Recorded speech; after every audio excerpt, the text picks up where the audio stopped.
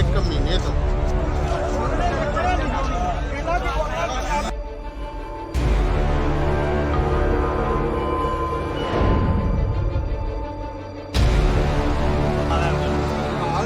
DPO ਕਸੂਰ ਤੋਂ ਸਾਡੀ appeal ਹੈ ਕਿ 1 ਮਹੀਨੇ ਤੋਂ ਸਾਡੇ ਪਿੰਡ 'ਚ ਚੋਰਾਗਰਦੀ ਹੋ ਰਹੀ ਹੈ। ਦੇਰ ਰਾਤ ਛੱਤਾਂ ਪੱਟ ਕੇ ਸਮਾਨ ਲਈ ਜਾ ਰਹੇ ਹਨ ਦੁਕਾਨਾਂ ਤੋਂ। ਸਾਡੀ ਨਾ ਖਾਣਾ ਸਮਾਨਾ ਸੁਣ ਰਿਹਾ, ਨਾ ਸਾਡੀ ਪੰਜਾਬ ਪੁਲਿਸ ਕੋਈ ਵੀ ਨਹੀਂ ਗੱਲ ਸੁਣ ਰਿਹਾ ਸਾਡੀ। ਤੇ DPO ਕਸੂਰ ਅੱਗੇ ਬੈਸਟ ਹੈ ਕਿ ਸਾਨੂੰ ਤਹਫ਼ੁਜ਼ ਦਿੱਤਾ ਜਾਏ।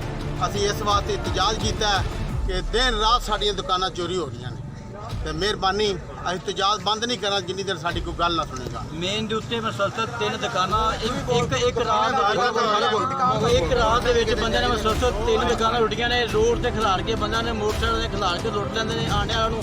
ਕੱਲ ਦੇ ਨਾਲ ਇੱਥੇ ਰੋਡ ਤੇ ਬੰਦਿਆਂ ਨੂੰ ਬੰਦਾ ਪੁੱਛਣ ਵਾਲਾ ਹੈ ਕੋਈ ਨਹੀਂ ਹੋਗਾ। ਅੱਜ ਰਾਤ ਦਾ ਵਾਕਿਆ ਨਜ਼ੀਰ